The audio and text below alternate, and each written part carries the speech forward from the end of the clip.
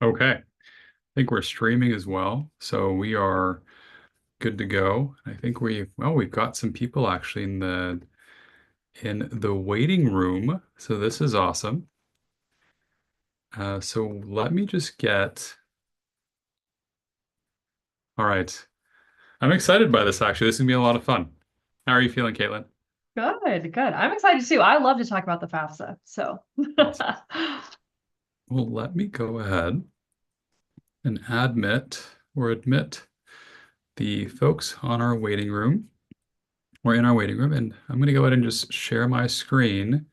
Can you see that okay, Caitlin? yes. Perfect. So let me just make sure this is working on our channels. And for those who actually joined, welcome to our FAFSA walkthrough with Caitlin from the University of the Pacific's Financial Aid Office. And I have to say, actually, like one of the things that I truly enjoy about what we do is we just get to meet some incredible people from, a variety of different backgrounds, and we also get to meet a number of individuals from different universities, right? So, Caitlin, like that's how you and I connected as well, and especially just kind of given all of the changes that have been happening with FAFSA, I think it's pretty opportune that we are having this discussion right now. I agree. Last year was a very challenging year in the financial aid world. I don't know if any of y'all have stayed up on what was happening, the revamp of the FAFSA, but so far so good. We are hoping for a smoother year in 25, 26, and that's the goal for this evening, right? Really to give you all the confidence you need to move forward with filing the form yourself. Awesome. So as we get started, we are going to be recording this, so we kindly ask that folks keep their cameras off, and everyone is more than welcome, by the way, to go ahead and ask questions. We do have quite a bit of material to get through as well, so we will try to answer these questions. Actually, really kind of depending on what Caitlin feels comfortable with, if she wants to do like all at once, like at the end, or as they come in. But we want to make sure this is informative because I know this is like the time when people are starting to really think about FAFSA. Cool. Should we get started, Caitlin? Yeah, let's go for it. Awesome. So I'll take on like the first couple of slides. So welcome, welcome, welcome. I think we all know why we're here. And for those who are watching remotely or via our live stream, welcome as well. So for those who don't know who StrivePath is, so we are a local academic and college advising business based out in the Bay Area. We now have 5 offices, and our whole objective is to help develop the student using a student first, not college first mentality and approach.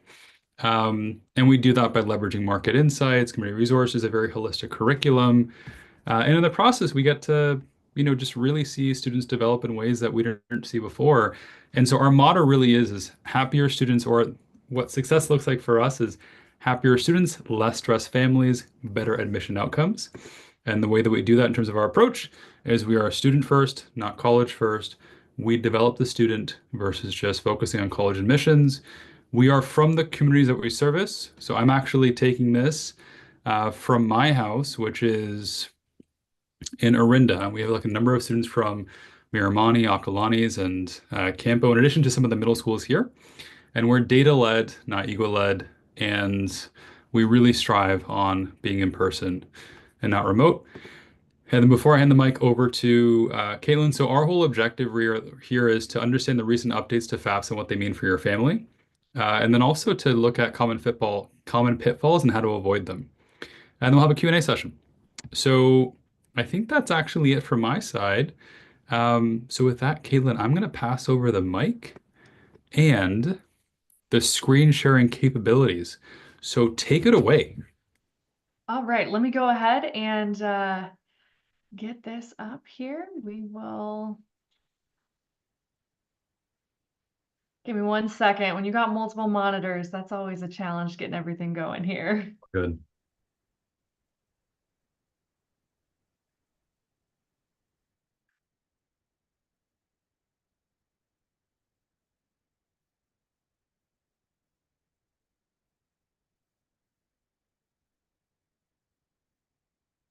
All right. Can we see that? Does that show up? It is low. Yes, we can. Okay, perfect. All right, good evening, everyone. Thank you so much for spending some of your valuable time both with StrivePath and with me. My name is Caitlin Goslinga. I am the Senior Assistant Director of Financial Aid at University of the Pacific. I want to share just a little bit about Pacific for those of you that may not be familiar with my institution. So Pacific was actually California's first university, founded in 1851. First was kind of out in the Bay Area, but we since moved to Stockton around 100 years ago. And so you'll find our majority of our undergraduate student body on our Stockton campus. But we are a 3-campus university. We have our Dugoni School of Dentistry in San Francisco.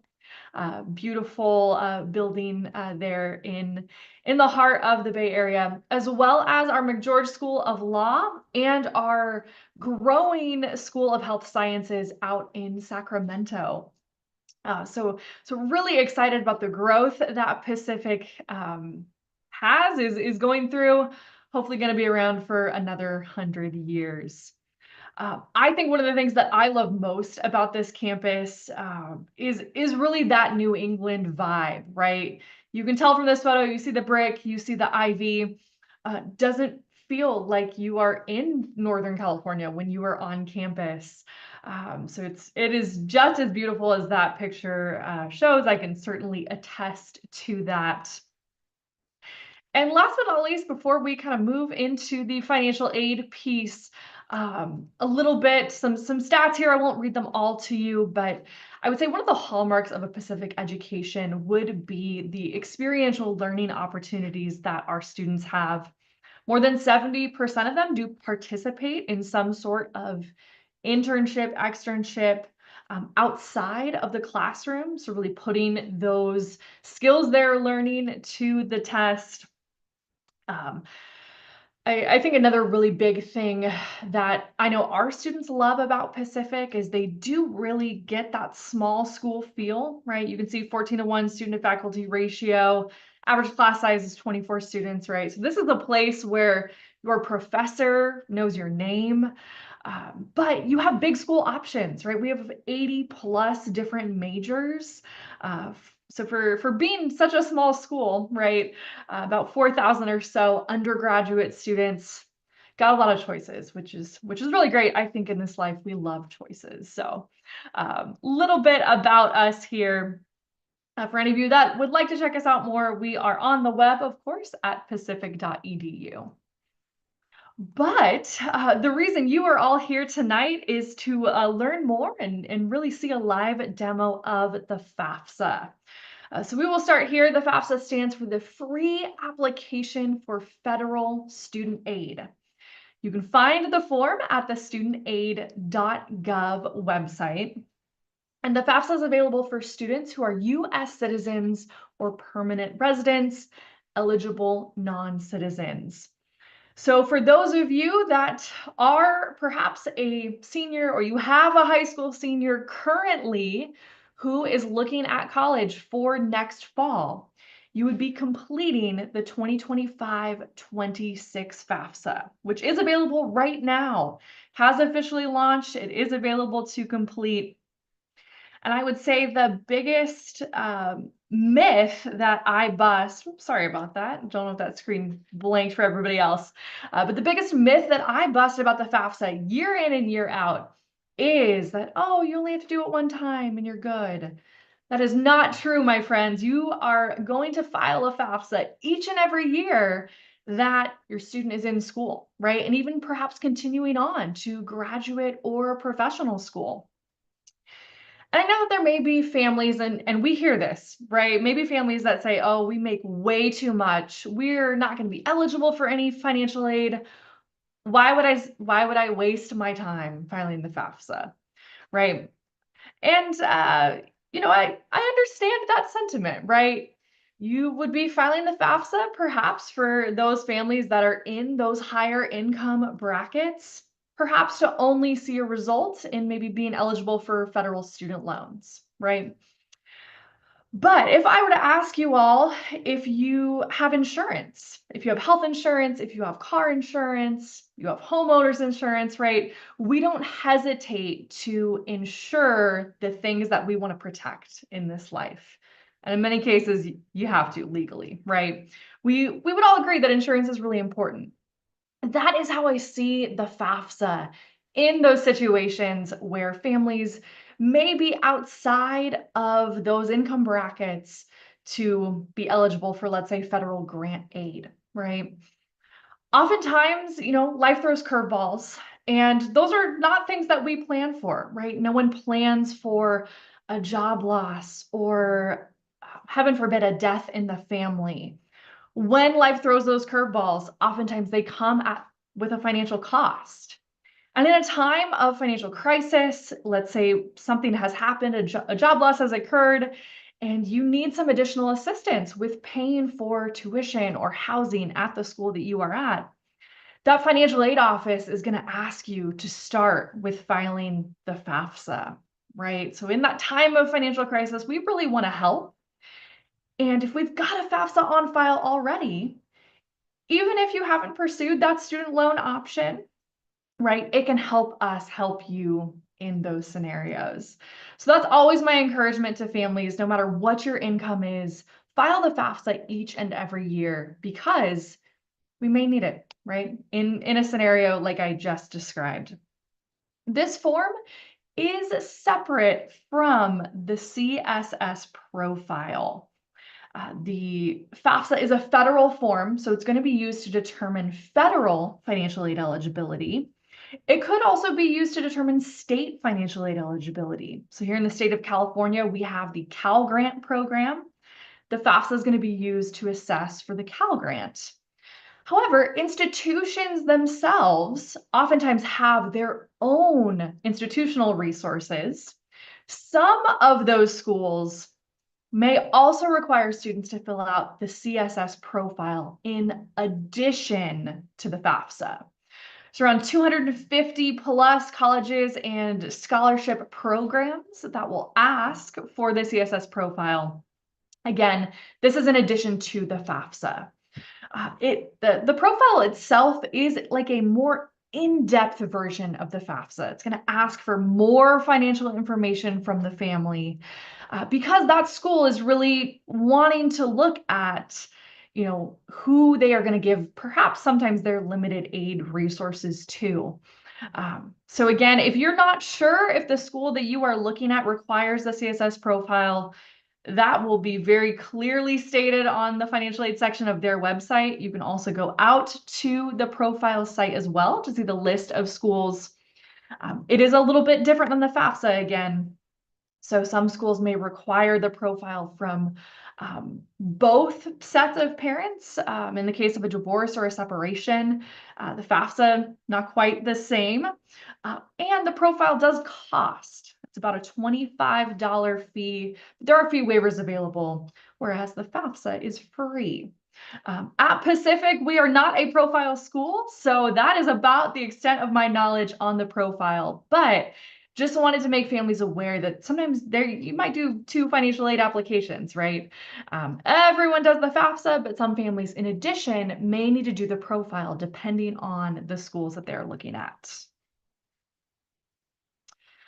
All right, so in thinking about sitting down to do the FAFSA, here are the things that we would ask that you have handy just in case you might need them. The 25-26 FAFSA is going to ask for 2023 tax information. So this would be your federal 1040 tax return or a foreign return. The FAFSA always asks for tax information from 2 years prior. You have to provide that tax year's information for that FAFSA. There's no getting around that. However, if you have had a change of income since 2023, for example, lock and change in 2 years, if your family has experienced an income change or have had a situation to where the income on the FAFSA is not reflective of perhaps where your family is currently, you do need to reach out to the financial aid offices at the schools that you are looking at applying to, and they can walk you through what you may need to do as far as next steps for a reconsideration. Financial aid administrators have professional judgment abilities where they can go in and make changes to your FAFSA, perhaps with documentation provided, but that's going to be case by case with every single school. So just one thing to note there with the tax year always being asked 2 years prior. You may want to have on hand records of child support received, current balances of cash savings and checking accounts, net worth of investments, businesses, and farms, as well as contributor information. So everyone on the FAFSA is known as a contributor. So students, you are completing your section. Parents, you complete your section of the FAFSA. These two pieces come together in most cases to make one complete FAFSA form. So in order to invite the contributors accordingly, and we'll see this in a moment, students, you need your parents' date of birth. You need their social security number if they have one, or if they don't, you'll need their exact home address and email associated with the parentstudentaid.gov account. I know this is not information that students often have on hand about their parents, right? They're like, I don't know when my parent was born. In those cases, students, families, right, we're going to encourage you to sit down, do the FAFSA together, because there may be information that the student doesn't know about their parent, right, in order to successfully invite them to the form. And everyone who's part of the FAFSA process is going to need their own login at studentaid.gov. So students, you're going to need a login to log in and start the FAFSA process.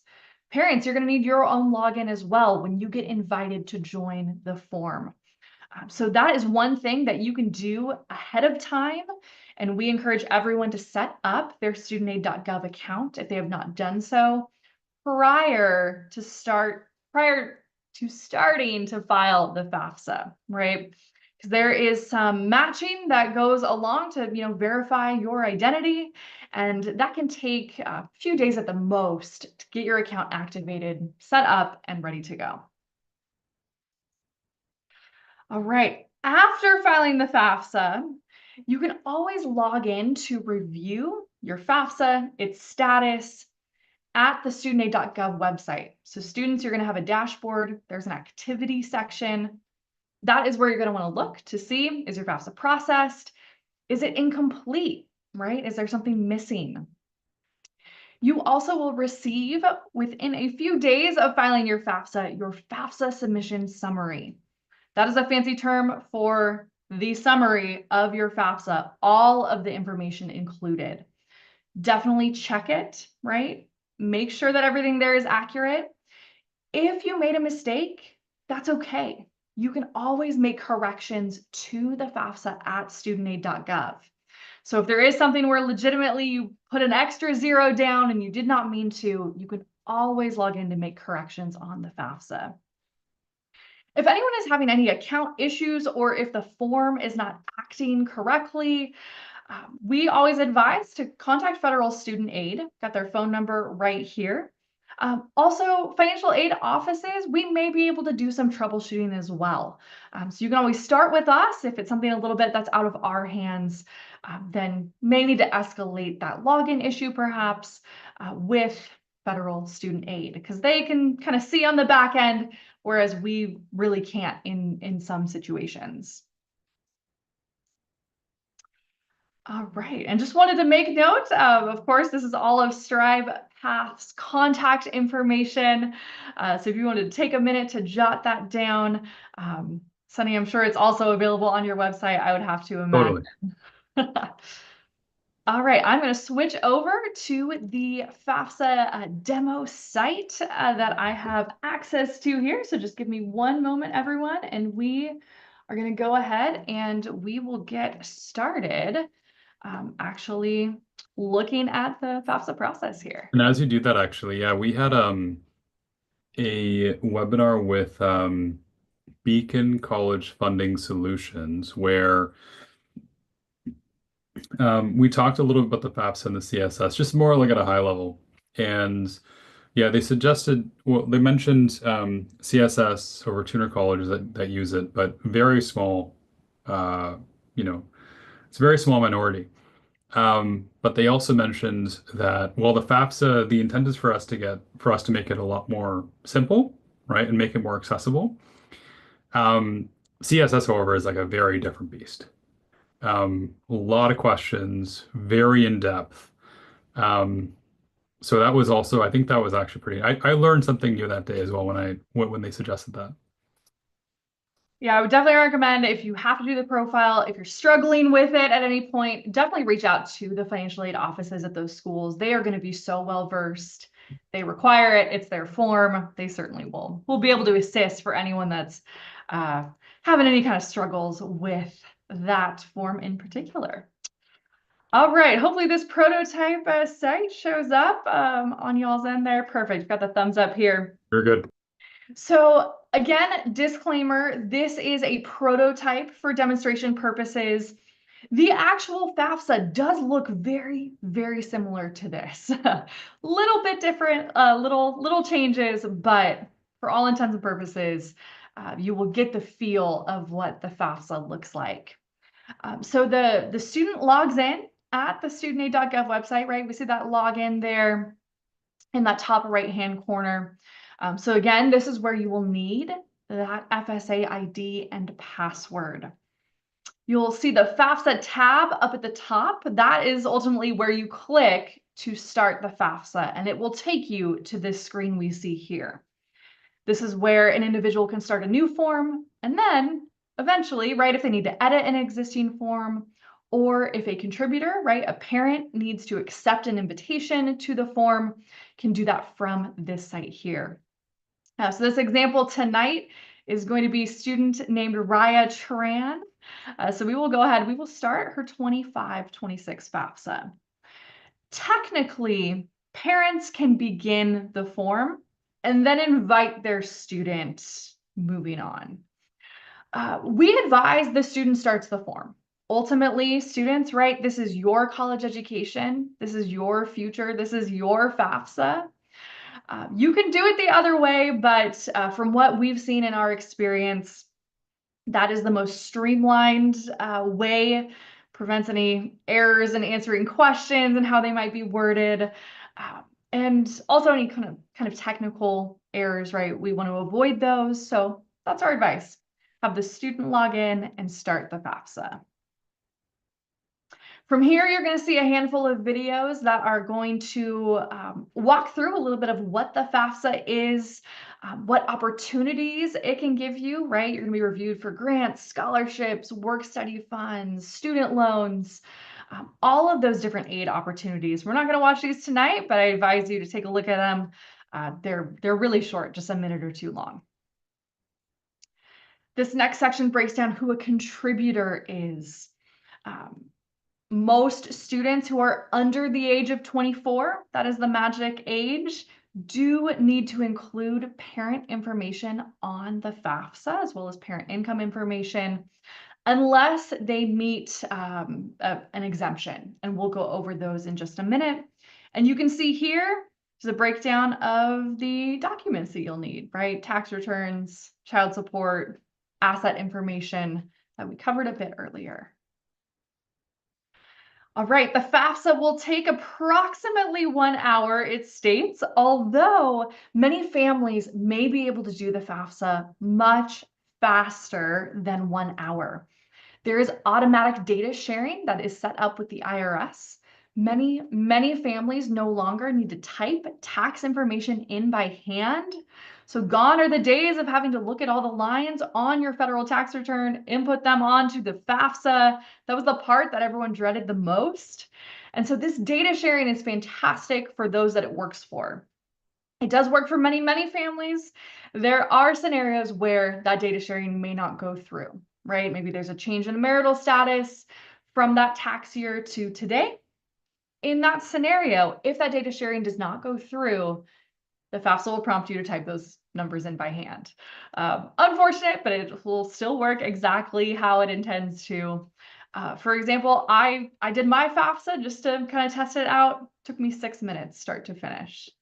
I know I'm not the norm, right? I'm very, very practiced with the form, but it was fast. Wow, that's really impressive. That really has shown that it's come a long way. I mean, especially since last year, right? Um, so that's great to hear. So I'm excited to see how that goes.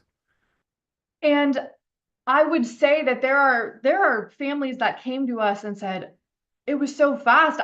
Did I do it right? Right? Like it was almost scarily too easy. But rest assured, if this is a fast process for you, that is exactly how it is intended.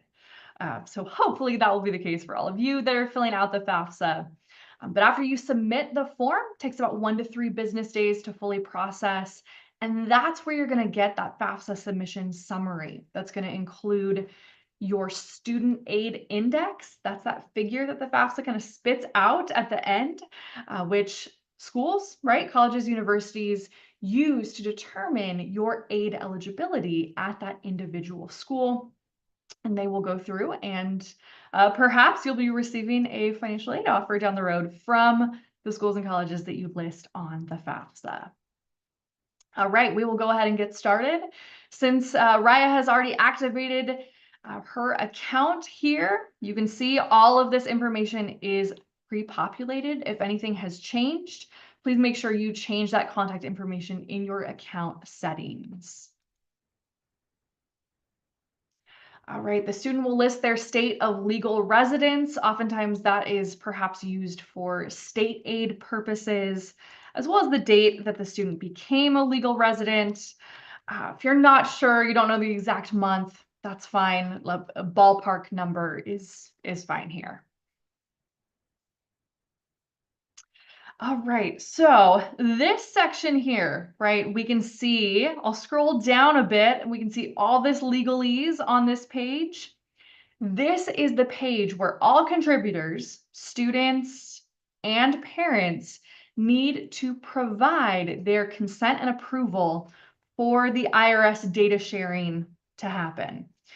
Even if you did not work or file taxes in 2023, right? You might think, oh, I don't even have a tax return. I'm just gonna hit decline because there's no information on file for me.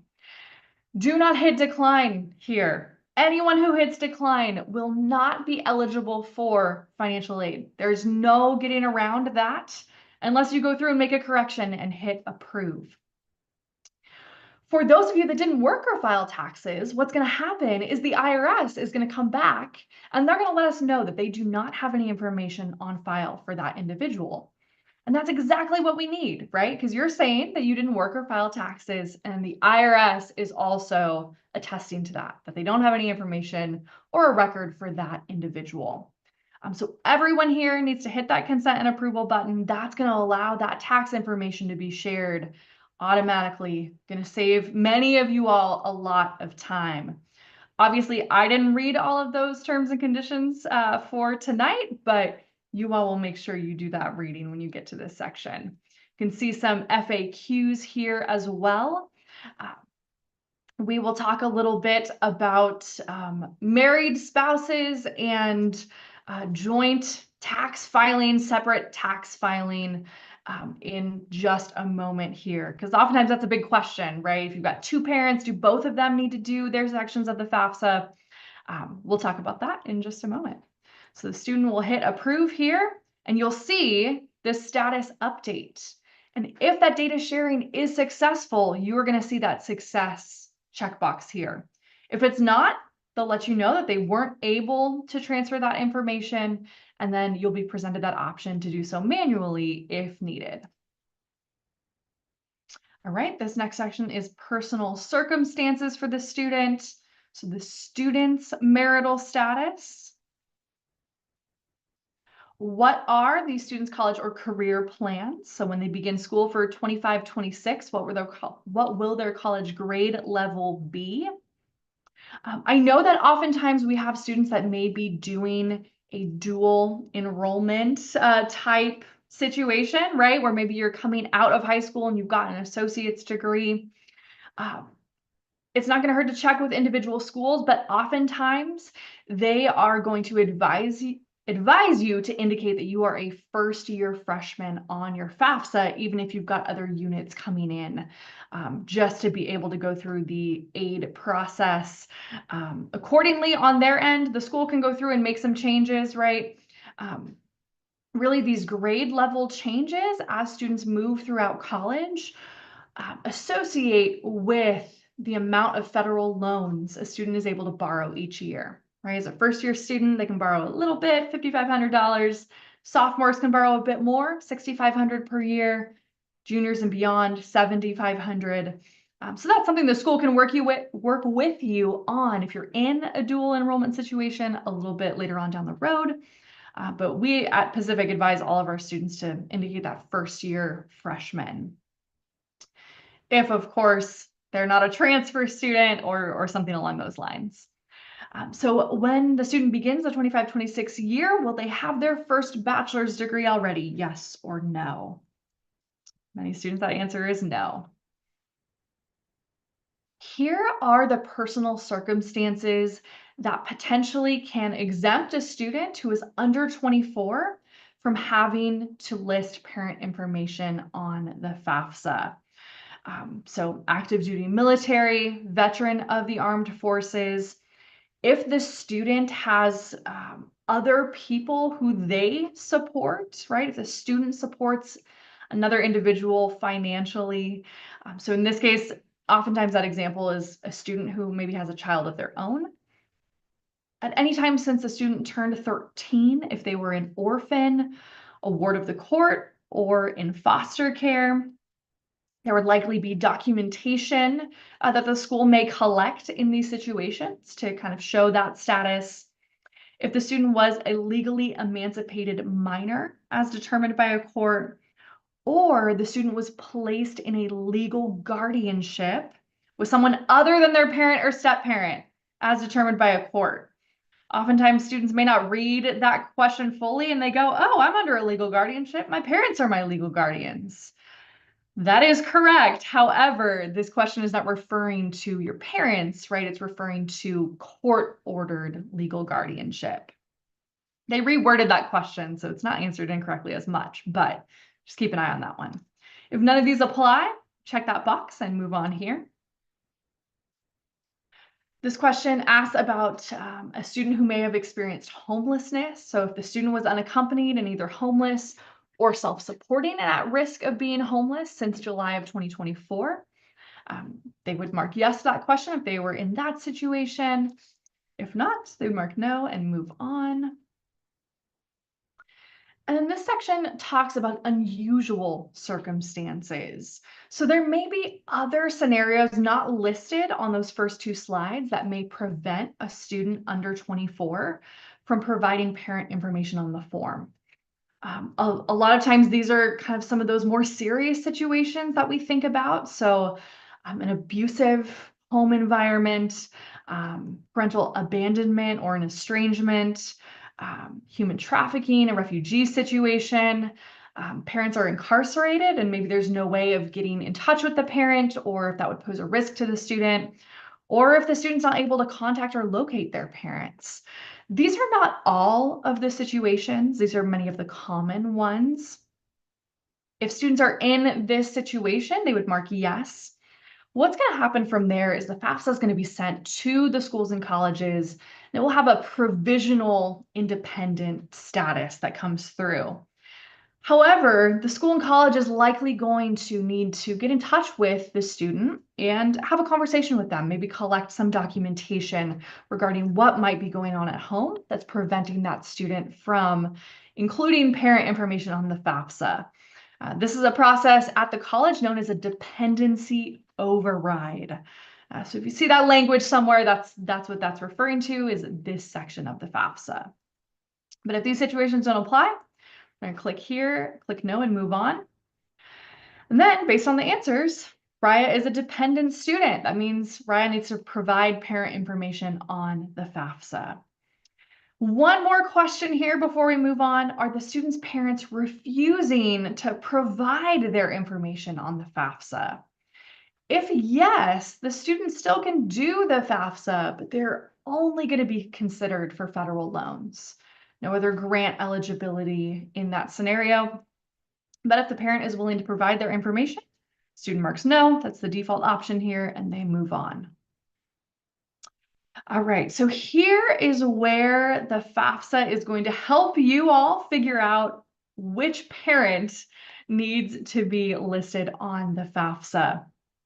I know oftentimes there can be many different family configurations, and it is very common that the incorrect parent information is listed on the FAFSA, believe it or not. So answering these questions are going to help the student and their family figure out who needs to be invited.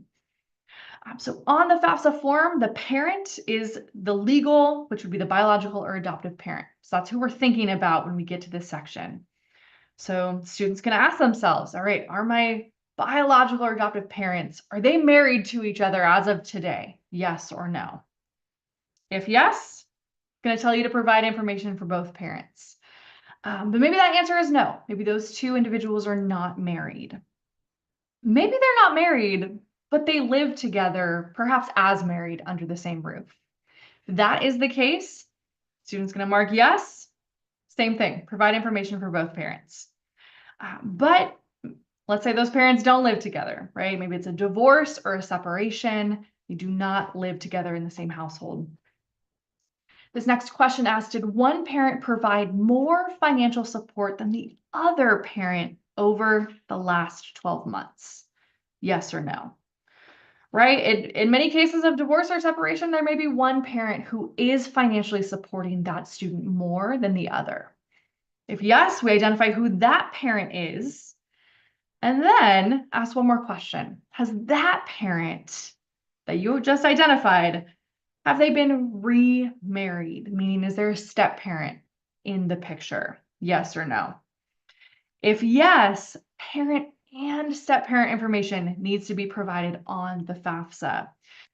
Even if the step parent isn't able to pay for college, isn't willing to pay for college, right? Doesn't matter that scenario. Step parent information needs to go on the FAFSA. If that other legal parent has been identified as the one who's providing the financial support, but they've been remarried. Oftentimes, step parents are completely left off the FAFSA. This is a very, very common mistake we see from families. The student thinks, and kind of rightfully so, oh, this is only asking about my biological or adoptive parents. But if that parent has gotten remarried, step parent information does need to go on the form. But what if a student is in a divorced or separated parent status, and let's say both of those parents support that student equally, right? So we'd answer no to that question, right? Did one parent provide more financial support than the other?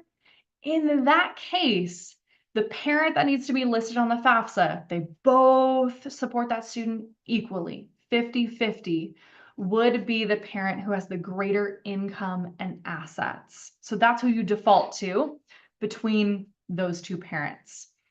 So these questions should be super helpful if you wanted to kind of get a sense of this earlier before actually doing the FAFSA. I'll drop a link in the chat. It's kind of the Who is Your Parent Wizard tool that you can complete in advance before actually getting to this section of the form. For today's demonstration, though, we are going to say that Raya's parents are married, and we're going to move on from here. All right, so this is the section where students invite their parent to the form.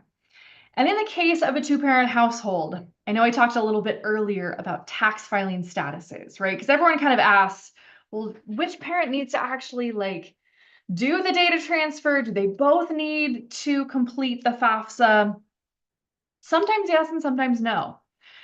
So parents, you're going to want to think about, in 2023, did you all file a joint or a separate tax return, right? Is it a married filing joint situation, or is it a married filing separate situation? If off the bat, you both know that you filed separately in 2023, both parents are going to need to provide their approval for that data sharing. They're both going to need logins. really no getting around that. If the parents filed a joint tax return in 2023, then in theory, one parent should be able to be invited, provide consent and approval, and that's that. That finalizes the FAFSA. We hear reports that sometimes that doesn't work quite as well as it intended. And even in a joint situation, both parents' information is being asked.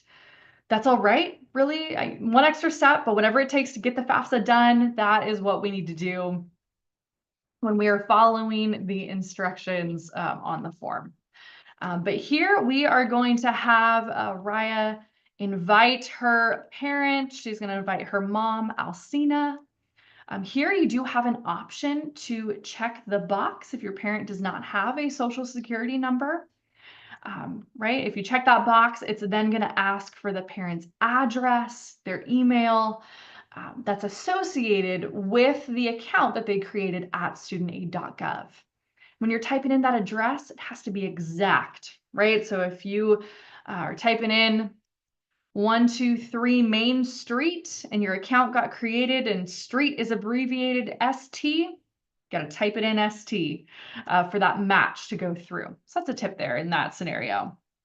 But if the parent has a social, the student will type it in. This is where you all are going to want to do the FAFSA together, because I'm sure many of your students, right, parents, they don't know your social. That's not a number that we give out just to anybody. Email goes through. The one thing that actually doesn't have to match the parent's account is the email. In theory, this email can go to anyone, but the parent's legal name, date of birth, social security number has to match exactly with the account that the parent created at studentaid.gov. If that account has been created, of course. So here, student sends the invite and we can see that it got sent to parent number 1. You can go through and add that other parent, right? If you're not sure who needs to do the FAFSA, that other parent can be added here.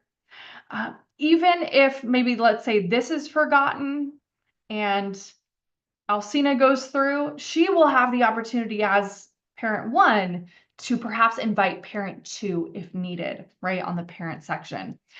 I know that this is all a little bit confusing when we're talking theoretically, but I promise when you get online, start doing it, it will likely make a little bit more sense for your family situation, because that IRS data sharing is going to tell you if more information is needed or if the FAFSA is totally good to go if just one parent completes their section. All right, so for tonight's example, we'll hit continue and we'll move on. This next section talks about student demographics.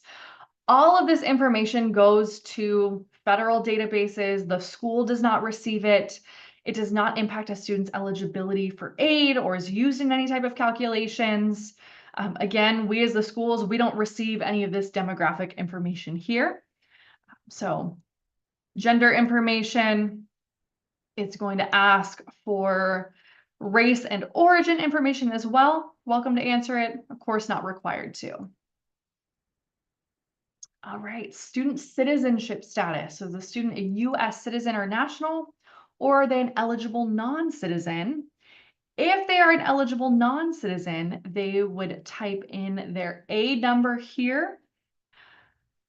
If a student is neither a U.S. citizen or an eligible non-citizen, they would not be eligible to complete the FAFSA.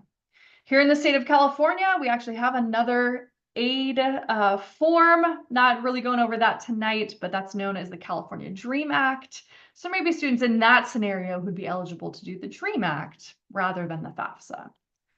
But for tonight, we will indicate U.S. citizen and move on from here. Parent education status. I won't go into all of the nuts and bolts, but very often this question can be used to determine state grant eligibility. Some states use this answer to assess that possibility. So did neither parent attend college, one or both, but didn't finish, one or both completed, or if you don't know, right? So oftentimes this is kind of used to perhaps determine if a student may be first generation college. Was the student's parent or guardian killed in the line of duty? As a member of the U.S. Armed Forces on or after the events of 9/11, or performing official duties as a public safety officer, yes or no? Student high school completion status. So when that student goes to college for 25-26, what will be their high school completion status? Will they have a high school diploma, a state recognized equivalent like a GED? They homeschooled, or none of the above?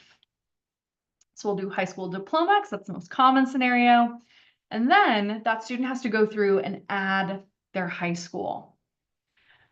Here, obviously, you can see this demo just comes up with random states and cities, but you will search where you are located. You will type in your high school name, right? As you start to type that in and you hit that search button, you will see the school that you're able to go through and add. You can add a school manually if for some reason your school does not populate. Confirm that that high school information is correct and move on from there. All right, this next section talks about student finances. Much of this is similar to the parent finance section, so we'll kind of maybe talk about it in that sense. Parents, you may see a lot of these questions on your section of the FAFSA as well. If a question does not apply to you at any point, do not skip it. In fact, I don't think they'll let you even skip it. You need to put 0. So if a question doesn't apply to you, please put 0. So in 2023, did the student have an IRA rollover, right? Moving funds from one account to another. They have a pension rollover, right? Same situation, moving pension funds from one account to another. Oftentimes on your taxes, it's going to show up kind of like you had a distribution of that money, when in fact, it's simply getting moved from one place to the next. This question here, amount of college grants, scholarships, or AmeriCorps benefits reported as income to the IRS. This question is often answered very incorrectly, especially as a student moves on in college, right? You kind of think, oh, that's just asking how much financial aid I had, right? How much the school gave me in grants or scholarships. That is not what this question is asking. So this would be a scenario where a student maybe has so much grant and scholarship aid, perhaps above and beyond their tuition or their fees. The IRS has a whole definition. In that scenario, a student in that scenario, part of their grant or scholarship aid may be taxable, meaning they have to file a tax return to kind of claim some of that as income. I will point you all to the IRS to read more on that section. But if your grants and scholarships don't cover all of your school costs, or maybe they come close, but not covering everything, very likely this question does not apply to you, right? This is only if you filed a tax return for some of those grants or scholarships, right? Foreign earned income exclusion. So you can see here, it's going to show you exactly where to find that number, right? So sometimes we may not even understand what the FAFSA is asking us. Maybe you have a tax preparer do your taxes and you're very hands off. That's all right. The FAFSA is going to tell you exactly where to find the answer, even if maybe you don't understand the question. All right, student assets. So one thing I'll note, the asset questions we see here is asking families for asset information as of the day you're filing the FAFSA, right? So how much is in those accounts as of that day? So if you have bills you have to pay, right? If you've got money in those accounts that's being earmarked for something and you just haven't made that purchase yet, or you're planning on doing so in the near future, we're going to advise you to pay all those bills, right? Pay those accounts down before you fill out this section of the FAFSA, right? So it's asking about student assets, cash savings, and checking accounts. Again, don't include any type of aid that the student has. Current net worth of investments, including real estate. This does not include the value of the home that you live in. We do not need to know the value of that property. This would be, for example, other types of real estate, right? If you've got a vacation home or a rental that you rent to someone other than family. Investments also do not include the value of your protected retirement accounts. So if you have a 401k, if you have a Roth, if you have a 403b, parents, right, I'm talking to you, do not include the value of those accounts on the investment section, right? We do not need to know that information. That is for your retirement. That's not here, right? As well as current net worth of businesses and investment farms. So families have any for-profit agricultural operations, or if you've got a business that you own, right, you need to calculate the value there. Um, one thing I'm going to go through and list, right? We always have questions of what is an asset, what isn't an asset, and you'll see that there'll be a little info bubble on this page. I know we can't see it today, but we will go through and I'm going to list a link, hopefully that works for everyone, that gives you the laundry list of what is an investment and what isn't for FAFSA purposes, right? We don't want to put anything on this form that we're not required to. Another thing as well, I know a lot of times families do save for college through a 529 plan. In this case, if that account is designated, if the student is the beneficiary, right? They're listed as the beneficiary, but if the parent owns the account, that 529 plan would be a parent asset, right? You wouldn't report it on this student asset section. Now, if the student was the owner, that's not common, but if the student owned the account, then technically, yeah, it'd be a student asset. But oftentimes parents go through, start those accounts when students are maybe pretty young. The student's the beneficiary, that would be a parent asset. And we want it to be on the parent side anyhow. So, quick question here. So, what happens if the asset's under the grandparent's name? It does not need to get included on the FAFSA. Fun fact. All right, so this next section is going to ask about colleges and career schools for the student. You can list up to 20 schools on the FAFSA in one shot. You do not need to have applied to that school yet. You do not need to have been admitted to that school yet. It doesn't matter. Eventually, those records will all link together in that school system. But if you think you're going to apply or you just haven't heard back, list that school. No harm, no foul. If you don't get in or decide not to apply, that school is not going to take any action on your FAFSA. It'll just get eventually, I'm sure, deleted from their database. So you can see here, right? You can search for state, by city. And then you can see, look, all the schools in that city, for example. That's a really easy way to find all the schools and colleges, right? You can click here. You can list all of them, right? Super, super simple. A little bit of a faster option if you know the school's school code. So at Pacific, ours is 001329. On the actual FAFSA, you type that in, you're going to see University of the Pacific. Obviously for this demo, doesn't show up today. Got some pre-populated schools, but you can select all of the schools here and move on. All right, verify that that is all of the schools. You can always, again, make a correction and add a school later on. That's no problem.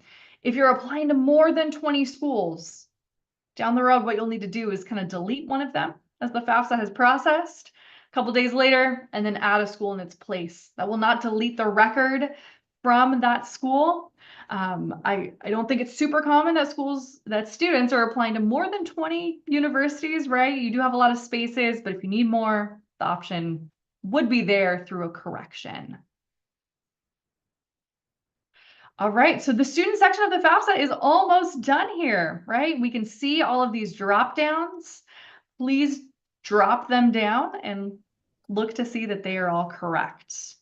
So, Caitlin, quick question. Yeah.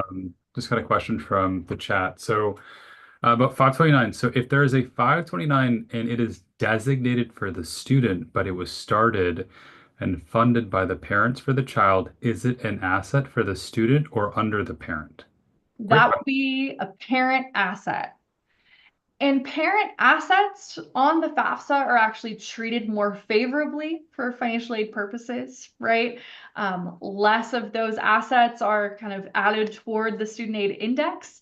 Any student assets are taxed, shall we say, for probably a word that makes a little bit of sense for everyone, a little bit higher toward the student aid index, right? Because it's assumed more of the student's own funds might be used for college, maybe than a parent who's got income that may be kind of pulled in a couple different directions. So a 529 that's started by the parent, that's a parent asset, not the student's. Awesome. Thank you. Of course. So we can see here that, this section was shared with one contributor. Again, that parent will have the option to add another contributor again on their section if that is what is needed. We can see here, right?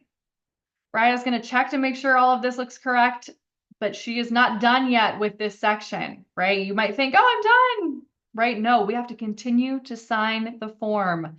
That's sometimes people leave at this point. We're not quite done yet. So Raya is going to move on, and this is where you sign, right? Attesting that everything is accurate to the best of your knowledge, and check that box and hit sign.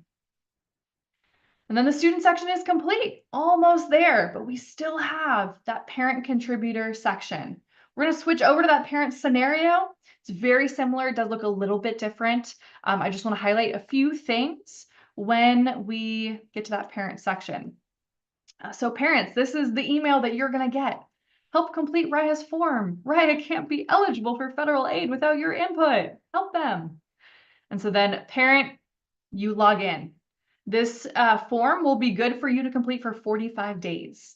If that time passes, the student has to resend that parent invite.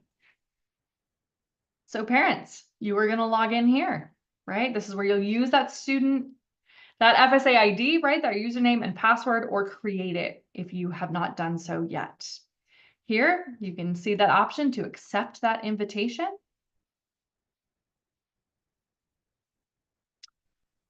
All right, and again, it says can't be processed fully until we need your information. And again, you can see, right, this parent section looks very similar to the student section. All those same videos and what you're going to need. We'll hit start the FAFSA, but it will be a little bit shorter because you're not providing all of that same demographic or school information. But that parent also needs to consent to that data sharing, right? They're going to hit approve. They'll get the notice if that data sharing goes through. If not, you'll again be prompted to provide tax information by hand. All right, parent demographics here. This is where also, again, you have that opportunity to answer the questions correctly. Maybe even if your student didn't get it right, that's okay. So in this case, right, parent number one who's doing that FAFSA, what is your current marital status, right? Single, unmarried, but living together, married and not separated, remarried, separated, divorced, or widowed. For today's example, we'll use married. And then here is where, if your other parent information, right, parent two, that spouse or partner, if their information is needed and it hasn't been provided yet, parent number one will get that information to invite parent number two. So there's a lot of places where we can make sure that that information is being accurately provided, right? A lot of safeguards, I would say, built into the form to make sure that we're getting the right information from the parent. So we will go ahead and we will invite Travis because the form asked us to, right? So we can see that other parent. So again, if this is a married filing separate tax situation, this is where both parents are providing their info. Parent one, and then parent two is going to get that invite from parent number one. All right, state of legal residence. Parent finances. Here is where some things might look a little bit different, right? This Part of the form is asking for federal benefits. So in 2023 or 2024, did the parent or anyone in their family receive benefits from any of the following federal programs? Right, we can see them all listed here. I'll highlight a few of them, questions that we get frequently. Free or reduced price school lunch. Do not check this box if maybe you're in a district where free or reduced price lunch is provided to all students, just on basis of economic conditions, maybe in that county, or it's kind of a holdover from COVID times. You have to know that your family income would qualify you for free or reduced price lunch. So you got to check the Federal Department of Agriculture little income ceilings there. So that's just one thing to note. Another program here, SNAP, right? The Supplemental Nutrition Assistance Program. That's the federal name, but in California, this is the CalFresh program. So if anyone in 23 or 24 in your household received CalFresh, right? All of these other benefits, WIC, TANF, SSI, you would check these boxes, but if none of these apply, move on here. Is the parent's family size different from the number of individuals claimed on their 2023 tax return? So sometimes the people that you claim on your return may not necessarily be the right number of people who are actually living in your household. So if you think there may be a difference there, you have the opportunity to make sure that your household folks are accounted for correctly. I can show you what this looks like, right? So if you say, yes, it's different than the people I claimed in 2023. Here you can go through, you can list all of the people, right? So we've got these assumptions built in already. We have the parent, the spouse, the student, but maybe we need to include children or other dependents. So if you have other individuals who live in your household, right, they've got to be under that same roof. That's kind of the key there. And you provide at least 50% of their financial support, you can include them as a member in your household. You can also include other older children under 24 who are away at college. I know they're not technically like under your roof, but you can make sure those students get added as well. Let's just say in this example, we need to add 2 other siblings. They were missing from the taxes in 2023. Maybe this family had twins or something, right? So we can see it increases that family size. We want to make sure that that looks correct if you're not certain about who is claimed on your taxes. All right, how many of those individuals will be in college? Do not include the parents. In this case, just the students, so we'll list that there. And then again, all of these questions are the same that we covered earlier, right? I did get one question in the chat that I just want to make sure that I address here. The individual said for the scholarship section or student assets, what if we get a new scholarship after we submit the FAFSA? Will we have to edit or input it in? No, not necessarily. And so I just want to make sure that I know this question is a little bit confusing. On its face, it may look like it's just asking you how many scholarships did you get, but that's not what this question is asking.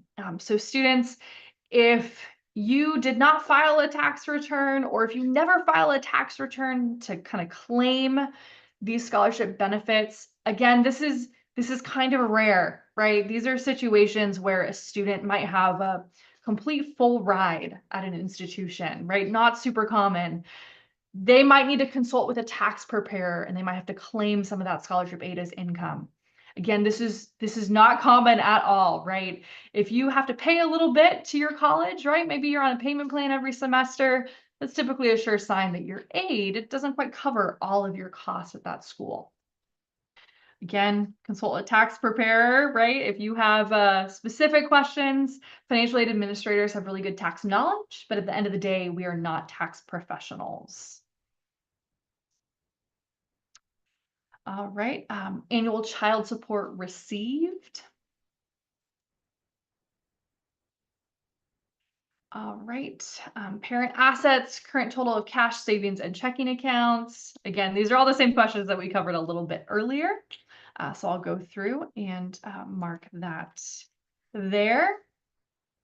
And there may be some families that may not even need to answer asset questions, right? If your income is under 60,000 or so, the FAFSA has some smart logic. It may not even prompt you for asset information, right? That's just going to depend on every single household though. All right, we can see here that parent section is done. This section is shared with one contributor, right? We can see that invite was sent to that other parent. This parent is also not done quite just yet. They still need to sign, right? Missing signatures are really common, so make sure you get to this checkbox and this sign and submit button. All right, that parent section is complete. So you'll get an email, right, notifying you that your section was done. If there's still some action needed, right, parents, you can kind of track that on your dashboard with your login. Students, of course, can track theirs. But once those sections come together, that typically makes an official FAFSA. That then goes to the schools and colleges so they can move forward from there. So I'll go ahead. I will stop sharing for now. I'm happy to answer any questions that anyone might have. We've got one question, which is there a section, another form, or any other document at all that we need to disclose a 529 that a grandparent started and is designated for a student? In other words, does it show up anywhere else? That's a great question. So it used to, right? This is kind of something you're like, you get a little suspicious about, like, oh, I don't need to report it anywhere. So it used to, right? There used to be a question on the FAFSA a few years prior where students had to report any money kind of paid on their behalf. That would be where that grandparent, like 529, might come into play. But in this case, right, that is just money that's kind of started by another individual. It's kind of almost looked at as another individual who's simply maybe making a check payment toward that student's college, right? So if it is owned by a grandparent, as you can see, right, there is nowhere that asks for grandparent 529 information, right? So that would not need to be included. Okay, so one other question, and I'm happy to take this one, which was when is the application due? So the application isn't due until June 30th, but we at StrivePath do recommend parents complete the FAFSA sooner than later Mhm. because it is a fixed pot of money. And so the sooner you apply, the greater the likelihood of you receiving financial aid than towards the end when that when that pot is dry. And especially too in the state of California, right? Individual states have their own deadlines. And the state of California to be considered for the Cal Grant, right, which is state financial aid for California students going to California colleges, that deadline as of this recording today, December 9th, 2024, is March 3rd. So I want to kind of keep that in mind. But again, some of that federal money, schools get an allotment. And once that allotment is offered, that is first come, first serve. Not for all federal funds, but for some. And so you definitely do not want to miss out. We advise get it done realistically as soon as you can. I think it's one less thing to have to worry about. I know this is a busy season of life for you all. Things are a little slower over maybe the winter holiday break.